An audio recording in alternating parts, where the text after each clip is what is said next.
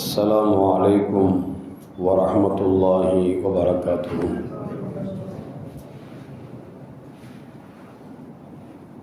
الحمد لله رب العالمين، والصلاة والسلام على أشرف المرسلين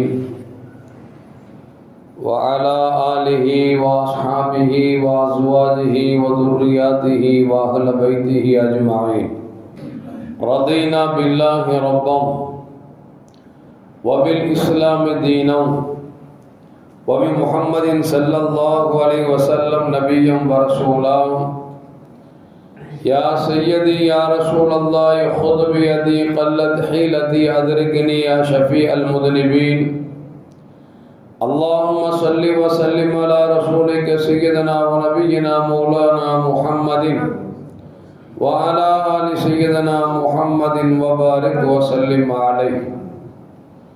எல்லா புகழும் புகழ்ச்சியும் உருவமற்ற ஏக இறைவனாம் அல்லாஹ் ஒருவனுக்கு உரித்தாக்கி அகிலத்தின் அருள்கொடையாக வந்துதித்த நமது உயிரிலும் மேலான கண்மணி முஹம்மது ரசூலுல்லாஹி ஸல்லல்லாஹு அலைஹி வஸல்லம் அவர்கள் மீது ஸலவாத்தும் சலாமும் கூறியவனாக என் உரையை துவங்குகிறேன்.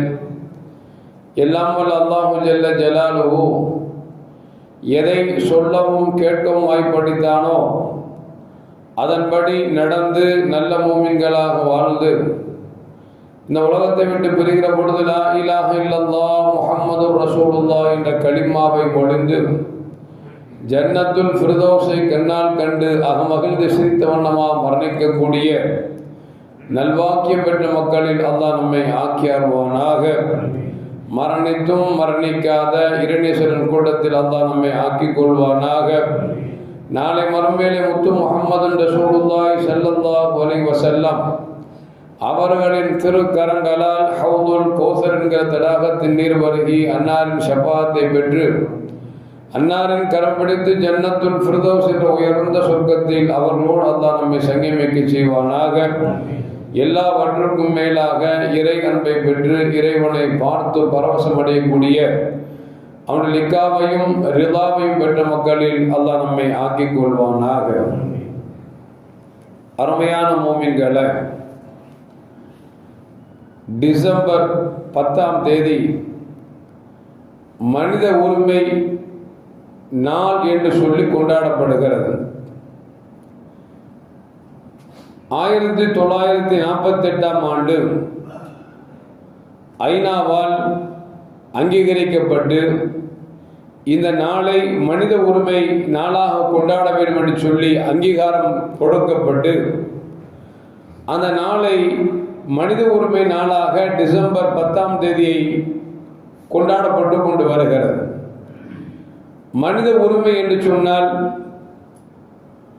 நிறம், இனம், மொழி வேறுபாடு இல்லாமல் மனிதனாக வாழ்வதற்கு எல்லா வழிவகைகளையும் அந்தந்த அரசை ஆளக்கூடியவர்கள் எல்லா மக்களுக்கும் செய்து கொடுக்க வேண்டும் என்கிற ஒரு தாட்டின் படி, ஒரு அடிப்படையின்படி இந்த நாளை கொண்டாடப்பட்டு கொண்டிருக்கிறது. ஆனால் கண்மணி முஹம்மது ரசூலுல்லாஹி ஸல்லல்லாஹு அலைஹி வஸல்லம் 1400 ஆண்டுகளுக்கு முன்னதாகவே மனித உரிமையை பற்றி பெருமானார் ஸல்லல்லாஹு அலைஹி வஸல்லம் நிறைய பேசியிருக்கிறார்கள். அதில் கணவன் மனைவிக்கு செய்ய வேண்டிய கொடுக்க வேண்டிய உரிமைகள், மனைவி கணவனுக்கு கொடுக்க வேண்டிய உரிமைகள், பெற்றோர் பிள்ளைகளுக்கு செய்ய வேண்டிய உரிமைகள், பிள்ளைகள் பெற்றோருக்கு செய்ய வேண்டிய கொடுக்க வேண்டிய உரிமைகள், ஒரு மனிதன் அண்டை வீட்டுக்காரனுக்கு கொடுக்க வேண்டிய உரிமைகள், இப்படி மனிதனுக்கு செய்ய வேண்டிய உரிமைகள் எல்லாம் பெருமானார் ஸல்லல்லாஹு அலைஹி வஸல்லம் 1400 ஆண்டுகளுக்கு முன்பாகவே தெள்ள தெளிவாக பேசியது மட்டுமல்ல, அந்த உரிமைகளை கொடுத்து மகிழ்ந்தார்கள் என்பது வரலாறு நமக்கு சொல்லி காட்டுகிறது. கண்மணி நாயகம் ஸல்லல்லாஹு அலைஹி வஸல்லம் ஹஜ்ஜத்துல் விதாவிலே கடைசி ஹஜ் பெருமானார் ஸல்லல்லாஹு அலைஹி வஸல்லம் கஸ்வா என்கிற ஒட்டகத்திலிருந்து அந்த இறுதி பேருரை நிகழ்த்தினார்கள். அந்த இறுதி பேருரையில் ஒரு சின்ன துண்டு என்னவென்று சொன்னால், சஹாபாக்களை பார்த்து கேட்டார்கள், மாதங்களில் சிறந்த மாதம் எது தெரியுமா என்று கேட்டார்கள். சஹாபாக்கள் சொன்னார்கள், ஹஜ்ஜுடைய மாதம் என்றார்கள். ஏனென்று சொன்னால், ஹஜ்ஜுடைய மாதத்தில் பெருமானார் ஸல்லல்லாஹு அலைஹி வஸல்லம் ஹஜ்ஜை செய்துவிட்டு அவர் கடைசியாக செய்த பிரசங்கம் அந்த பிரசங்கம். மாதங்களில் சிறந்த மாதம் எதுவென்று கேட்கிற பொழுது சஹாபாக்கள் சொன்னார்கள், ஹஜ்ஜுடைய மாதம் என்று சொன்னார்கள். ஊர்களிலேயே சிறந்த ஊர் எது தெரியுமா என்று கேட்டார்கள். சொன்னார்கள், மக்கா என்று சஹாபாக்கள் சொன்னார்கள். அப்படி என்று சொன்னால், நாட்களில் சிறந்த நாள் சிறந்த நாள் எது தெரியுமா என்று கேட்டார்கள். சஹாபாக்கள் சொன்னார்கள், இந்த 10ஆம் நாளில் இருக்கக்கூடிய இந்த நாள் தான் சிறந்த நாள் என்று சொன்ன பொழுது நபிகள் நாயகம் ஸல்லல்லாஹு அலைஹி வஸல்லம் சொன்னார்கள், எப்படி மாதங்களில் சிறந்த மாதம் ஹஜ்ஜுடைய மாதமாகவும் ஊர்களில் சிறந்த ஊர் மக்காவாகவும் நாட்களில் சிறந்த நாள் இந்த பெருநாள் ஹஜ்ஜு பெருநாளுடைய பிறை 10 என்றும் இருக்கிறதோ, அதுபோன்று மனிதனுக்கு செய்ய வேண்டிய கொடுக்க வேண்டிய உரிமைகள் இருக்கிறதே, அது ஆகச் சிறந்தது என்று பெருமானார் ஸல்லல்லாஹு அலைஹி வஸல்லம் அவர்கள் அந்த உரையில் நிகழ்த்தினார்கள் என்பது வரலாறு நமக்கு சொல்லி காட்டுகிறது. அருமையான மோமின்களே, இன்றைக்கு பார்க்கிற உரிமைகள் நிறைய மீறப்படுகிறது. ஒரு கணவனுடைய உரிமையை மனைவி மீறுகிறாள், மனைவிக்கு கொடுக்க வேண்டிய உரிமைகளை கணவன் மீறுகிறான், பெற்றோர் குழந்தைகளுக்கு கொடுக்க வேண்டிய உரிமைகளை கொடுக்காமல் இருக்கிறார்கள், குழந்தைகள் பெற்றோருக்கு கொடுக்க வேண்டிய உரிமைகளை கொடுக்காமல் இருக்கிறார்கள். ஏன் ஒரு மனிதன் அண்டை வீட்டுக்காரனுக்கு கொடுக்க வேண்டிய உரிமைகளை கொடுக்காமல் இருக்கிறான். ஏன் இன்னும் சொல்ல போனால், நாட்டை ஆளும் பிரதமர் கூட, இன்னும் சொல்ல போனால் நமக்கு சட்டங்கள் வகுத்து தந்திருக்கக்கூடிய சட்டங்களை மீறி மனித உரிமைகளை கபலீகரம் செய்யக்கூடிய ஒரு சூழலுக்கு தள்ளப்பட்டிருக்கிறோம் என்று சொன்னால் அல்லாஹ் தான் காப்பாற்ற வேண்டும். ஒரு மனிதனுக்கு கொடுக்க என்னென்ன உரிமைகளை கொடுக்க வேண்டும் என்று இறைவனும் இறை தூதரும் சொன்னார்களோ, அதன் அடிப்படையில் ஒவ்வொரு அரசாங்கமும் தன்னை அரியணையில் ஏற்றிய அந்த மக்களுக்கு கொடுக்க வேண்டிய உரிமைகளை கொடுக்க வேண்டும் என்பதை சட்டங்கள் நமக்கு சொல்லி காட்டுகிறது.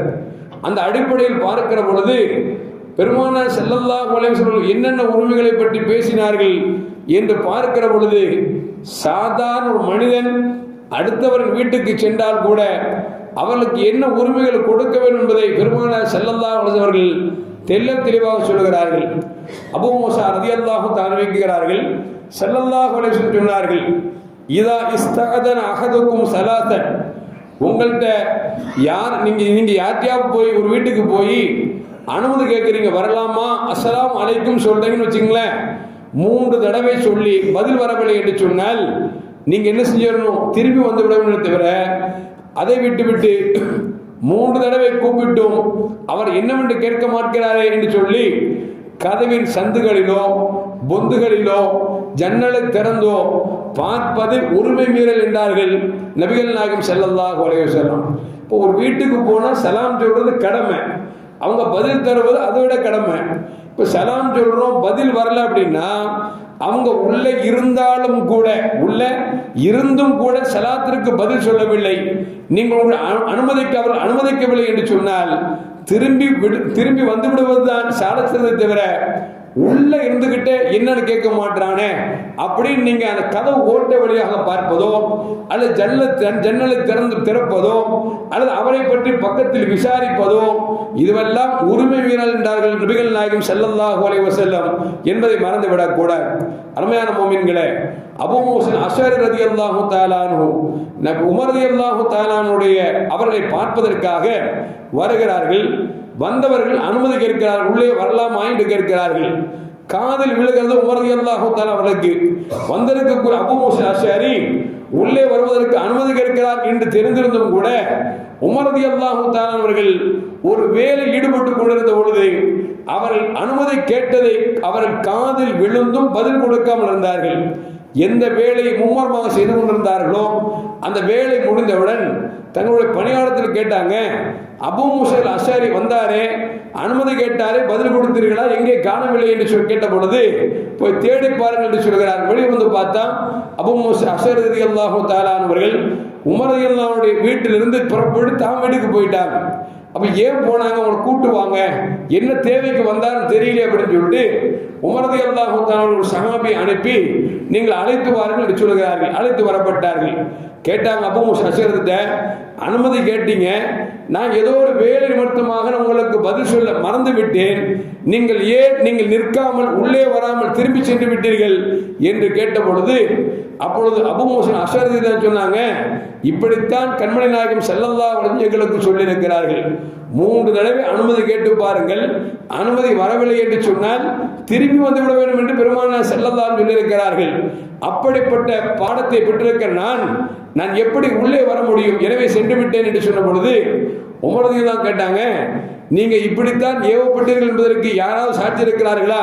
ஏன்னா இந்த ஹதீஸ் உமர் ரலியல்லாஹு தெரியல அந்த நேரத்தில். அப்போ யாராவது சாட்சி இருக்காங்களா அப்படின்னு அவங்க என்ன செய்யறாங்க அப்படின்னா, சஹாபாக்கள் வருகிறார்கள்.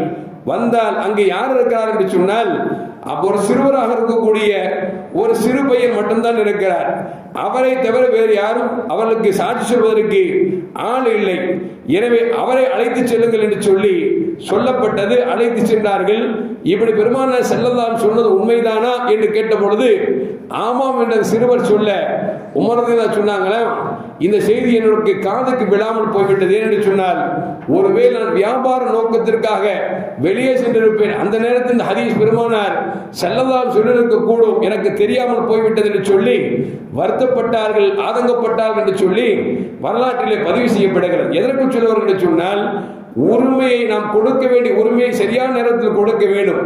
உரிமை மீறல் என்பது அது இஸ்லாத்தில் கூடாது என்பதைத்தான் நபிகள் நாயகம் ஸல்லல்லாஹு அலைஹி சொல்லித் தருகிறார்கள். ஏன் இன்னும் சொல்ல போனால், நபிகள் நாயகம் ஸல்லல்லாஹு அலைஹி வஸல்லம் தோழரோட வீட்டுக்கு போனா சலாம் சொல்றாங்க. அந்த உள்ளே இருக்கக்கூடிய தோழருக்கு தெரிந்து விட்டது, வந்திருப்பது பெருமானார் ஸல்லல்லாஹு அலைஹி வஸல்லம் என்று தெரிந்தவுடன் அவர் பெருமானார் ஸல்லல்லாஹு அலைஹி வஸல்லம் ஸலாத்திற்கு மெதுவாக பதில் கூறுகிறார். நபிகள் நாயகம் ஸல்லல்லாஹு அலைஹி திரும்ப 3 தடவை சலாம் சொல்லியும் அவருடைய பதில் வரவில்லை என்று சொல்லி நபிகள் நாயகம் ஸல்லல்லாஹு அலைஹி தன் இல்லத்தை நோக்கி திரும்புகிறார்கள். 3 தடவைக்கு மேல் சலாம் வரவில்லை என்று சொல்லி கதவை திறந்து பார்க்கிறார். வாசலில் நின்று சலாம் சொன்ன பெருமானார் ஸல்லல்லாஹு அலைஹி அவர்கள் திரும்பி விட்டார்களே, கோபப்பட்டு விட்டார்களோ, வருத்தப்பட்டு விட்டார்கள் என்று சொல்லி பின்னால் ஓடோடி செல்கிறார். போனார், யார் சொல்லலாம், தாங்கள் வந்தது தெரியும், சலாம் சொன்னீர்கள், நான் பதில் சொன்னேன், உங்கள் காதில் விழாதபடி நான் மெதுவாக சொன்னேன். ஏன் தெரியுமா, நீங்கள் வந்து அஸ்ஸலாமு அலைக்கும் என்று சொல்கிற பொழுது அல்லாஹ்வின் சாந்தியும் சமாதானம் உங்களுக்கு உண்டாகட்டும் என்று அந்த துவா எனக்கு திரும்ப திரும்ப கிடைக்க வேண்டும் என்கிற ஆசையிலே நான் இப்பொழுது காரியத்தை செய்துவிட்டேன் என்று சொன்ன பொழுது நபிகள் நாயகம் ஸல்லல்லாஹு அலைஹி அவர்கள் உணர்வை பார்க்கிறார்கள், அவருடைய செயலை பார்க்கிறார்கள்.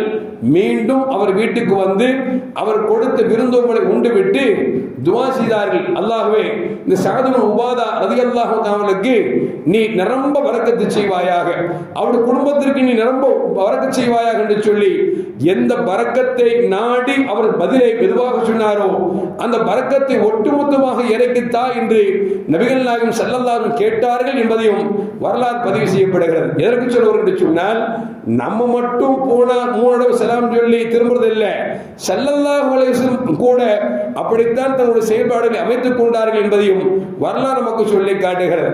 இன்னும் சொல்ல போனால் அபூ ஹுரைரா ரலியல்லாஹு தஆலா சொல்றாங்க, ஸல்லல்லாஹு அலைஹி சொன்னார்கள், லவ் அன்ன இம்ரான் இத்தரா அலைக பிகைரி இத்னி, ஒரு மனுஷன் உங்க அனுமதி இல்லாம உங்க வீட்டை எட்டி பார்த்தார் என்று சொன்னால் நீங்க என்ன செய்யுங்க அப்படின்னா, சின்ன பொடிக்கல்லை தூக்கி அவர் கண்ணில் அடியுங்கள். ஒருவேளை கண்ணை கொண்டு கண் அடிக்கும் பொழுது கண் பாதித்தாலும் பரவாயில்லை என்று பெருமானார் ஸல்லல்லாஹு அலைஹி சொல்றாங்க.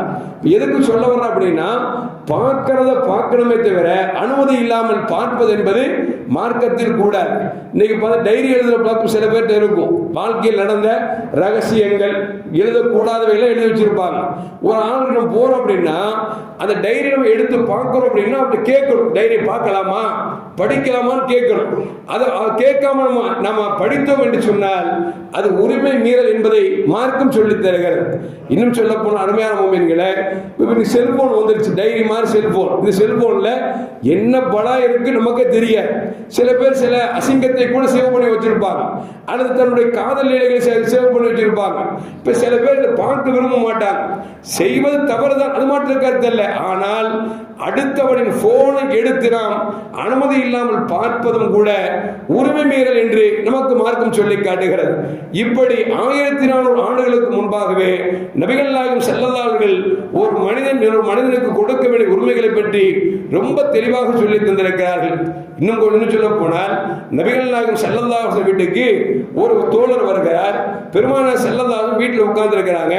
வந்தவர் என்ன செய்கிறார் என்று சொன்னால் இப்படியும் அப்படியும் அங்கும் இங்கும் பார்த்து கொண்டிருக்கிறார்.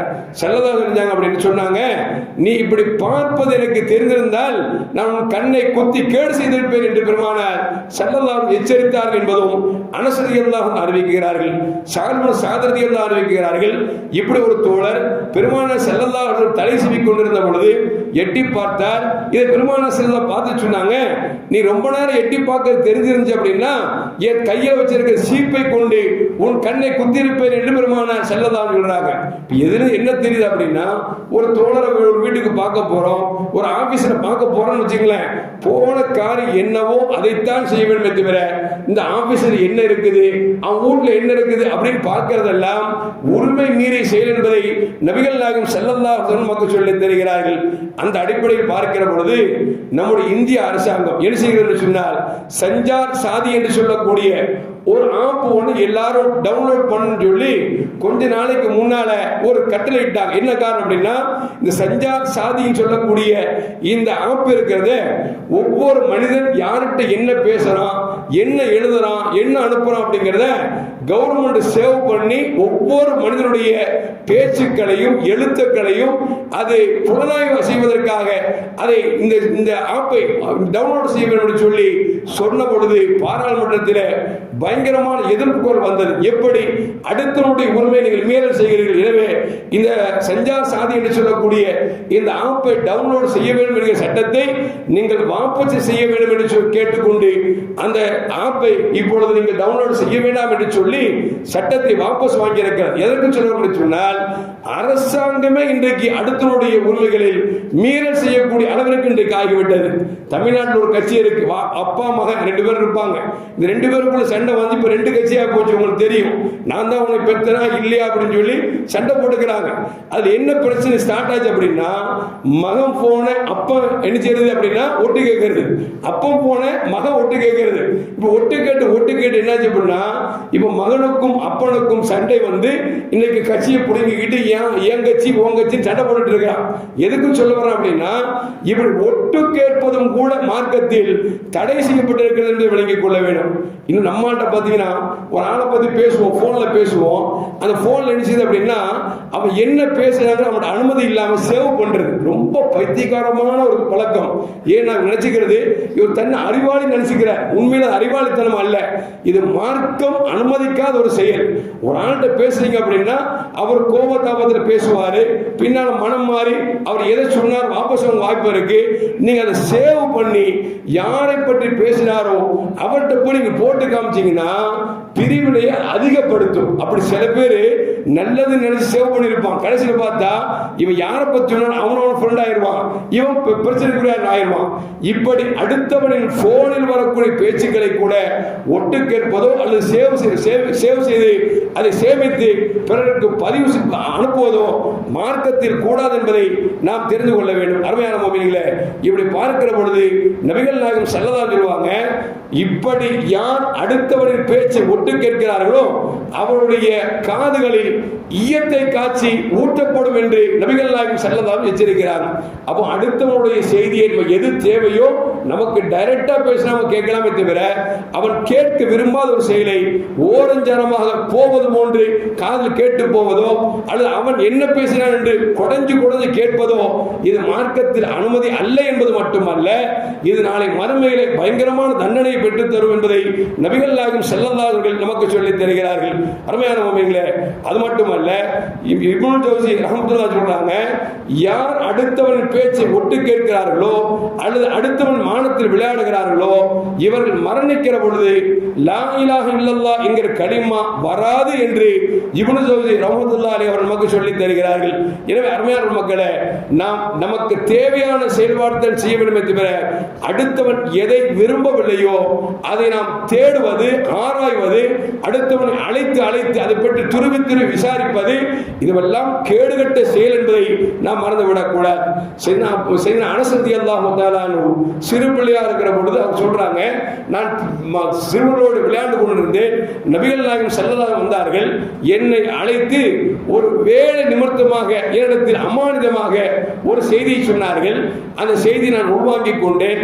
நான் பெருமானார் ஸல்லல்லாஹு எதை சொன்னார்களோ அதை செய்துவிட்டு வீட்டுக்கு செல்கிற பொழுது கொஞ்சம் தாமதமாகிவிட்டது. அவர்களை ஈண்டெடுத்த அனஸ் ரலியல்லாஹு தஆலா அவர்களை ஈண்டெடுத்த தாயார் கேட்கிறாங்க, எப்போது சீக்கிரம் வந்துருவீங்க, இன்னைக்கு ஏன் லேட்டா வந்த அப்படின்னாங்க. இல்ல ஸல்லல்லாஹு அலைஹி வஸல்லம் ஒரு ரகசியத்தை சொன்னாங்க, அது செய்யறதுக்குள்ள தாமதம் ஆயிடுச்சு அப்படின்னு. அப்படி என்ன ரசூலுல்லாஹ் சொன்னாங்க அப்படின்னு ஒரு தாய் கேட்பாங்களா இல்லையா? அந்த வேதத்தை தாய் கேட்கிறாங்க, லேட்டா வர்ற அளவுக்கு, தாமதம் வர்ற அளவுக்கு என்ன ரகசியத்தை ரசூலுல்லாஹ் சொன்னாங்க அப்படின்னு. அனஸ் சொன்னாங்களா, அது ரகசியமாச்சுமா, எப்படி உங்கள்கிட்ட சொல்லுவேன், சொல்ல மாட்டேன் அப்படின்ட்டாங்களாம். அப்ப தாயார் சொன்னாங்களா, ஆமாம், ரகசியமாக இருந்தால் யாரிடத்திலும் சொல்லக்கூடாது என்று தாயோ அவர்களுக்கு பாடம் படித்தார் என்று அனஸ் ரலியல்லாஹு தஆலா சொல்றாங்க. நம்மகிட்ட ஒரு பழக்கம் தெரியுமாங்க, ஒரு செய்தியை சொல்லி இதை அடுத்தவங்களுக்கு யார்கிட்ட சொல்லிடாதீங்க சொன்னா தான் அது உடனே ஸ்பிரிட் ஆகும். நம்ம சொல்லாம வச்சு கண்டுக்க மாட்டார். சொல்லும் பொழுது எங்க இது ரொம்ப முக்கியமான விஷயம், யார்கிட்ட சொல்லிடாதீங்க அப்படின்னா அவரு போய் இன்னொரு யார்கிட்ட சொல்லக்கூடாதுமோ அவர்கிட்ட ஹஸரத் சொன்னாரு, இது ரகசியம் யார்கிட்ட சொல்லாதீங்கன்னாரு, நீங்க யார்கிட்ட சொல்லிடாதீங்க அப்படின்னு இவர் அவர்கிட்ட சொல்லுவார்.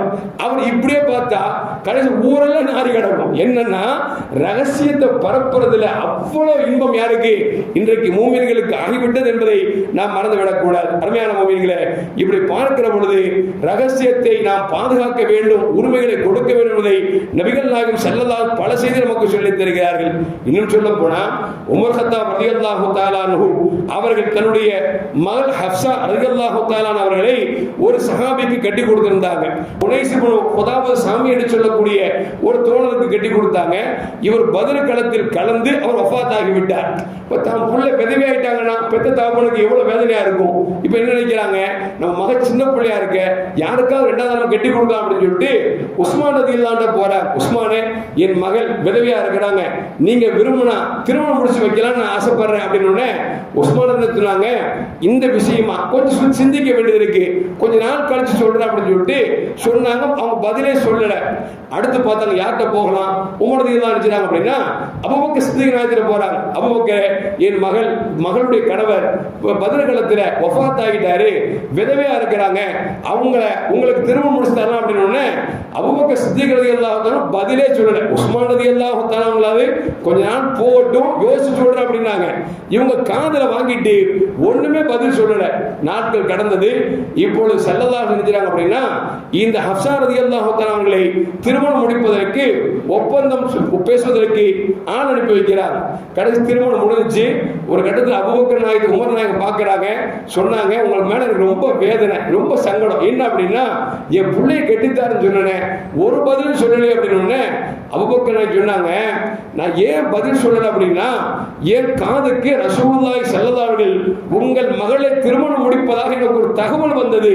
இந்த தகவல் வந்த செய்தியை நான் உங்களிடத்தில் சொல்வது அது தப்பல்லவா, எனவேதான் ஒரு பதிலும் சொல்லவில்லை என்று சொல்லி அபூபக்கர் நாயகம் சொல்லிட்டு சொன்னாங்க, ஒருவேளை ஸல்லல்லாஹு அலைஹி செய்தியை சொல்லவில்லை என்றால், ரசூலுல்லாஹி ஸல்லல்லாஹு அலைஹி திருமணம் முடிக்கவில்லை என்று சொன்னால், உன் மகளை நான் திருமணம் முடித்திருப்பேன் என்று சொல்லி அபூபக்கர் நாயகம் சொன்னார் என்று சொன்னால், அருமையான மக்களே, ஒரு செய்தி இன்னொரு ஆண்டு போகக்கூடாதுங்கிற விரும்புகிற செய்தியை இன்னொரு ஆண்டு போய் உட்கார்ந்து ரசிக்க ருசிச்சுட்டு சொல்றோம் அப்படின்னா இதை விட கேவலம் என்ன இருக்குன்னு யோசிச்சு பார்க்கணும். பொதுவாகவே ஒரு அரசாங்கம் வச்சுங்களேன், அது ஒரு நிர்வாகம் வச்சுங்களேன், ஒன்னு பேசுறாங்க அப்படின்னா அந்த பேசுற செய்தி இந்த சபையை விட்டு வெளியே போகக்கூடாது என்று நினைக்கிற பொழுது இந்த சபைக்குள்ள இருப்பவரே கொண்டு வெளியே போட்டு சேர்ப்பது என்பது எவ்வளவு கேவலமான விஷயம், அசிங்கமான விஷயம் யோசிச்சு பார்க்கணும். ஏன்னா ஒரு செய்தியை பேசுறாங்க அப்படின்னா இது யாருக்கும் தெரியக்கூடாதுன்னு சொல்லி எந்த பார்ட்டியை பத்தி இவங்க யோசிச்சிருப்பாங்களோ அந்த பார்ட்டிலேயே போய் இப்படி உங்களை பத்தி பேசுறாங்கன்னு சொன்னா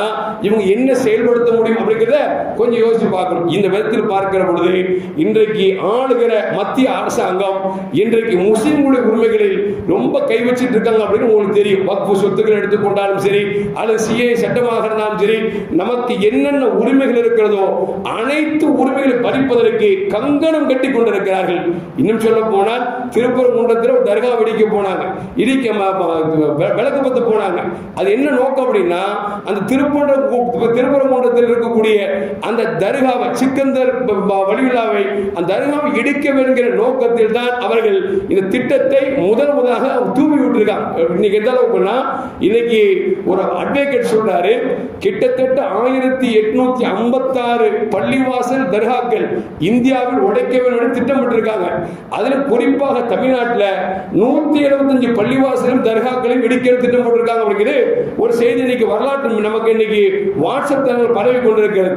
அப்ப இவங்க செஞ்சு அரசாங்கம் என்ன செய்யுது அப்படின்னா, தனக்கு கீழ் இருக்கக்கூடிய, இன்னும் சொல்ல போனால் மதவாதிகளாக இருக்கக்கூடிய, மதத்தில் தீவிரவாதிகளாக இருக்கக்கூடிய அவர்களை வைத்து இன்றைக்கு முஸ்லிம்களுடைய உரிமைகளை பறிப்பதற்கு என்னென்ன வழிகள் இருக்கிறதோ அத்தனை வழிகளும் செய்து கொண்டிருக்கிறார்கள்.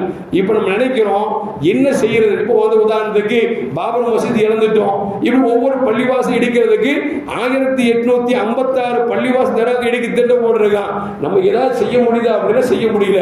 இன்னும் சொல்ல போனா பாபர் மசீதி இடிச்சது அவன் யாரு, கரசேவர்கள். ஆனா பாதுகாப்பு போடுறது யாருக்குன்னா பள்ளிவாசலுக்கு போடுறான். ஏன்னா கேட்டா முஸ்லிம்கள் ஏதாவது அடாதடியா பிரச்சனை பண்ணிடக்கூடாது. இன்னும் ட்ரெயின்ல போக முடியல, ஏன் நம்மளை செக்அப் பண்றான், பாயாத செக்அப் பண்றான், என்ன குண்டு வச்சிருப்பான் அப்படின்னு. பாதிக்கப்பட்டவன் நம்மளை வந்து சோதிக்கிறானே தவிர எவன் செஞ்சானோ அவன் செய்யறானோ அப்படின்னா செய்யல. என்ன காரணம் அப்படின்னா, இன்றைக்கு அரசாங்கம் இன்றைக்கு முஸ்லிம்களுடைய சொத்துக்களை சூறையாடுவதற்கு பல முயற்சி செய்து கொண்டிருக்கிறது. இப்ப நம்ம நினைப்போம், இப்ப என்னதான் செய்யறோம், பலகீனமான மக்களா இருக்கும், மைனாரிட்டியா இருக்கிறோம், அல்லாஹ் அப்படி சும்மா விட்டுருவானா, நம்மளை கைவிட்டுருவானா அப்படின்னு நினைக்கிறோம். அல்லாஹ் ஒருபோது கைவிட மாட்டான். சொல்லுவாங்கல்ல, அரசன் அன்று கொள்வான், இறைவன் நின்று கொள்வான் சொல்லுவாங்க.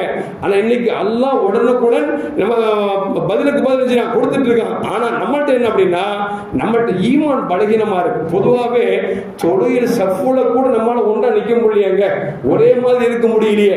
எல்லாரும் தொப்பி போடுறோமா இல்ல, எல்லாரும் கால ஒரு மாதிரி வைக்கிறோமா இல்ல, எல்லாரும் ஒரு மாதிரி கை கட்டுறோமா இல்ல. ஒரு தொழுகையில கூட நம்மளால ஒண்ணு சேர முடியல அப்படின்னா சமூகத்தில் போய் எங்க ஒண்ணு சேர போறோம், எங்க சேர போறோம்? வாய்ப்பே இல்லை. அல்லாவா பார்த்து இந்த அரசாங்கத்துக்கு முடிவு கட்டினா மட்டும்தான் கெட்ட முடியுமே தவிர இந்த படை போதுமா இன்னும் கொஞ்சம் வேணுமா என்ன டயலாக் பேசினாலும் ஒன்றும் பண்ண முடியாது. ஏன்னா இன்னைக்கு பாபர் மசூதி இடிச்ச நாள்ல பாத்தீங்கன்னா இங்க ஒரு ஏக்கம் ஒரு ஆர்ப்பாட்டம் பண்ணுது, அங்க ஒரு ஏக்கம் ஆர்ப்பாட்டம் பண்ணுது, இப்படி பிரிஞ்சு காக்கைகளாகத்தான் இருக்கிறோமே தவிர எங்க ஒண்ணு சேர்றோம்? ஒண்ணுமே சேர்றது இல்லையே.